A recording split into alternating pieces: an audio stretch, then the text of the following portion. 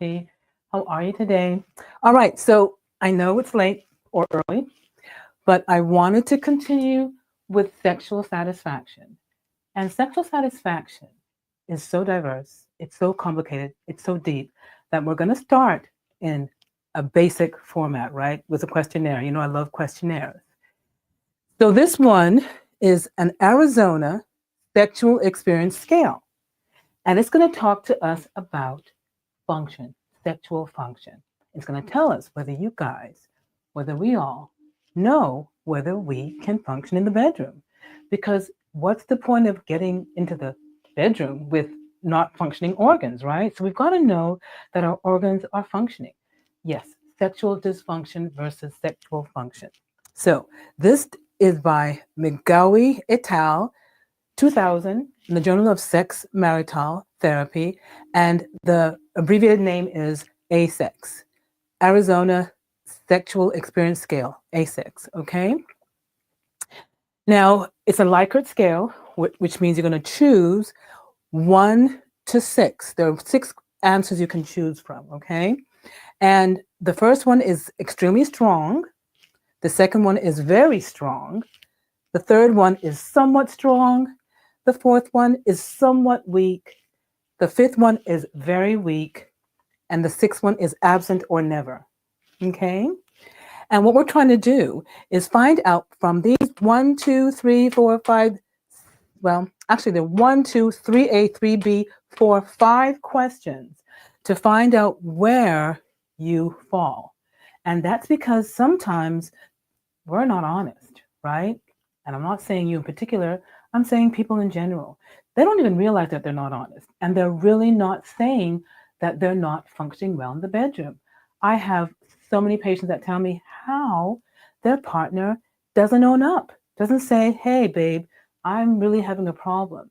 Instead, they ignore it and they expect their partner to not say anything about it, which to me is frustrating. So I'm here to call you guys out and say, you cannot be trying to pretend nothing's wrong when there's something wrong, okay?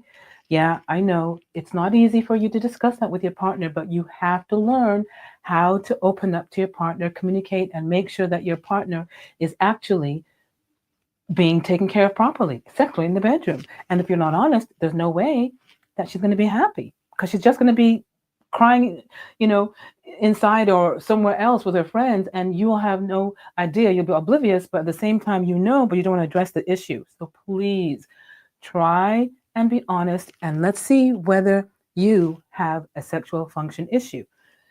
Now, when we get to number 2, we're going to substitute easy or easily with strong because the question sort of changes. And then question 5, we're going to substitute it with satisfying, unsatisfying. Okay, just I'll work with you. Okay. So number 1, how strong is your sex drive? Remember, sex drive is that urge to have sex, right? How strong is it? Number 1, extremely strong.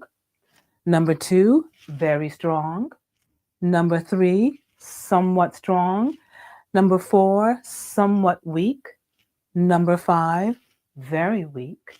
And number 6, absent or never. So is your sexual drive very strong or in between or absent?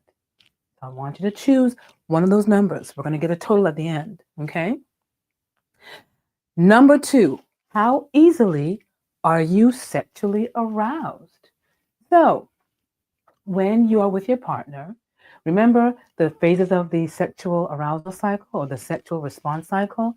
You got to get aroused, right? So when you are in foreplay or you're just in the beginning, early stages of sexual excitement, you really want to make sure that you are easily aroused. Now, sometimes you're not, meaning there's a problem. And I do see patients that have that problem. Again, numerous reasons. That there's medical reasons, there are medications, there's genetics, and of course biological, physiological, social, environmental. So many reasons that can be involved in you not being aroused. So we want to know, though, honestly, how easily are you aroused? Is it easy, or we're going to remember we said we're going to substitute number 2 with easy and difficult. Is it extremely easy? You choose number 1. Is it very easy? You choose number 2. Is it somewhat easy? You choose number 3. Somewhat difficult? You choose number 4. Difficult, very difficult? You choose number 5. And absent or never? You never get aroused. You choose number 6. Okay? And we're going to add them up. 3A is for the guys. All right, guys, this question's for you. Can you easily get and keep an erection? You got to answer that question. Is it easy? Or remember, we're going to use easy and difficult for number 3A and 3B. So is it extremely easy, very easy, somewhat difficult, very difficult, or absent? We need to know, are you getting and keeping an erection? How easy can you get it and keep it? It needs to stay up for the duration of your, excitement or while you're having the orgasm with your partner. So it's gotta be erect for you to have your orgasm and your ejaculation, guys, right? But we want to know, because if you are not having an easy time, we need to get it addressed. And there's help. There are answers that you can find to help you easily get aroused and to keep the erection, not just to go up and come down or go get up too quickly. We don't want that. Again, that's part of sexual satisfaction. We do not want a situation where you are not healthy, and that can be an indication that something's going on. Your blood pressure, your blood sugar, some neuropathy, some trauma, some venous issues. There could be so many things, psychological, social. I know, but you've got to get it checked out so that we can find out if there's a medical reason why you're doing this, okay? So please understand, can you easily get around, erect, or can you keep it? Those are the two answers that you've got to think about, and then you give the answer in terms of whether it's easy or not, okay? All right, for the women, how easily does your vagina get moist? How easy does your vagina get moist? Okay, so if you get moist, get wet, get lubricated, we're going to do the same thing.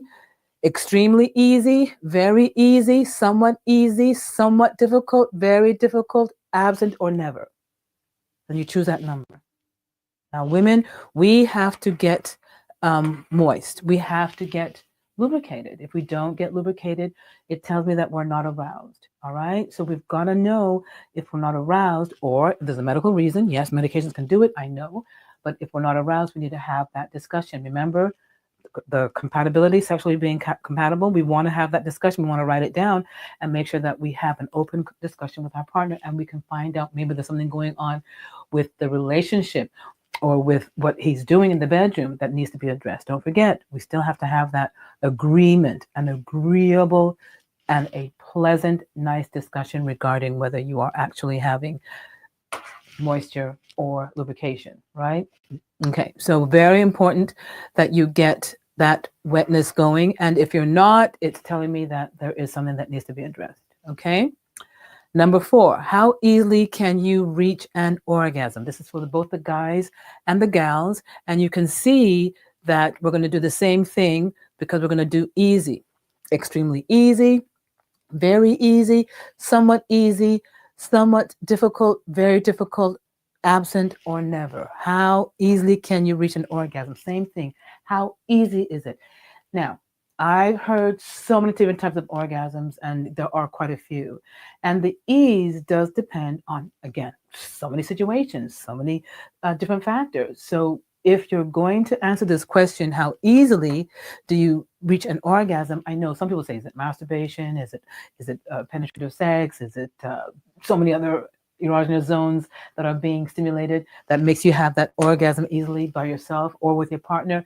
The truth here is it doesn't matter. If you can reach an orgasm, now we're talking about being with a partner, so we're talking about penetrative sex, vaginal and penile sex, but how easily you can reach your orgasm can also involve other tools, toys, and ways that you have. People even rub thighs to reach that orgasm, as long as you're with your partner doing it. So that counts if you're with your partner. If you're doing it by yourself, we're not talking about that. We're talking about with your partner. So if with your partner, do you do those things and do you easily reach an orgasm? Great. Now, if you want to focus on the vaginal orgasm, I would say that's not a fair question because a lot of people do not reach vaginal orgasms. But if you do have vaginal orgasms, you can easily answer that question using the vaginal orgasm. But for men, same thing. You guys sometimes can have an orgasm and not ejaculate, or not ejaculate and have an orgasm. I've seen both. So you guys need to tell us in this question, how easy can you reach an orgasm? Is it easy, like I said, or not? Okay, very important. And then we're going to add up the numbers at the end. The fifth one, are your orgasms satisfying? Okay, so that's a great question.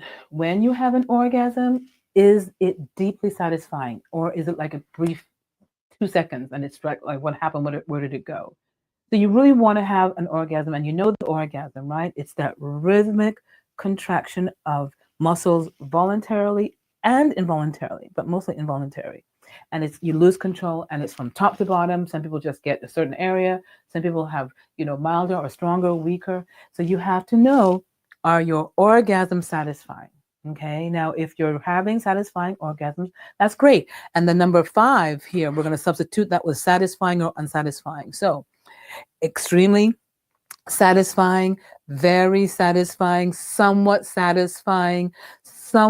unsatisfying, very unsatisfying, and absent and never satisfying. So you want to know whether not only are you having an orgasm, but are you satisfied with your orgasm? Because the orgasm quality matters and will tell me about function also. Again, circulation, the nervous system, environmental factors, and even partner. You want your partner to know what to do to make the orgasm more intense. And of course, we know there's so many reasons why it might not be intense. So we're going to have to know, first of all, know the answer. Are your orgasms satisfying? You might think, oh, they're great.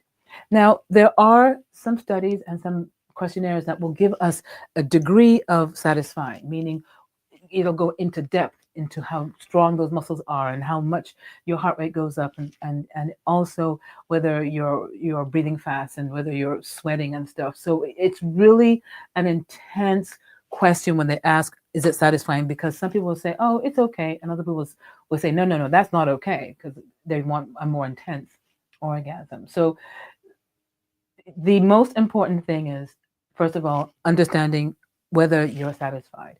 And that questionnaire that says whether you're satisfied, very satisfied versus unsatisfied will give us a clue as to whether we need to do something, okay? All right. Now, once we finish answering these questions, if you get 19, you add up the total scores and you get 19, 19 means you have, 19 and above, means you have a sexual dysfunction. There is an issue, okay? Now, if, there's some caveats here, if you get 4 of number 4. If you get 4 of these, you also have a sexual dysfunction. So any of these that you answered 4, see, somewhat weak. If you answered 4, you have a sexual dysfunction. Okay. If you answered 1 that was 5 or 6, you have a sexual dysfunction.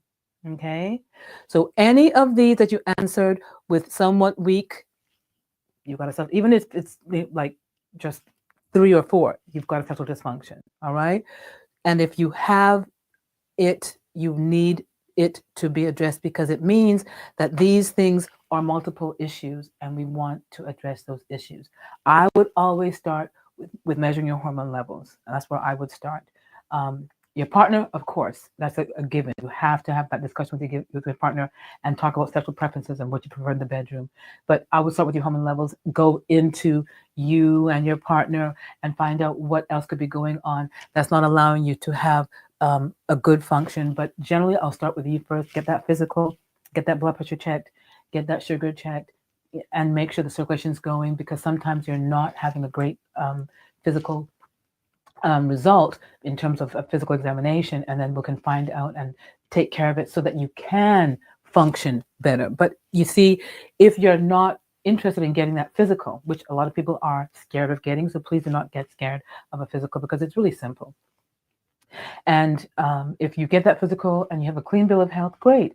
But make sure guys get that prostate exam, right? So these are things that you're ignoring. Make sure you get that snoring checked out. Do you need your CPAP? Are you using it? Do you have a sleep disorder, obstructive sleep apnea? You have to look into those things to find out whether that will be affecting your function, because it will. If you are snoring and your partner can't sleep, she's in another room or he's in another room, you have an issue that will affect your sexual function, and it can be fixed so easily with a CPAP. So please understand, it is really simple. If you have any questions, send me a message. I will help you out, because it's important to know that your medical physical examination will be determining whether you're going to have a weakness in these areas. And if you got a score less than 19, we definitely have to look into that deeper. And the other thing I want to say before we go is, if you get a very low score, like the lowest score you can get is 5, sometimes you're going to watch out for premature ejaculation. Premature ejaculation means you're having an orgasm too fast. You're having these things way too fast, right? That's premature ejaculation. And that is definitely a problem of function. And we can take care of that also. There's hope. Don't forget, if you're having a premature ejaculation, we can also help you there too. But we want it all fixed so we can get sexual satisfaction in the bedroom for yourself and your partner. Okay, guys? All right. Good talking to you. I'll see you tomorrow. Have a good night. Bye.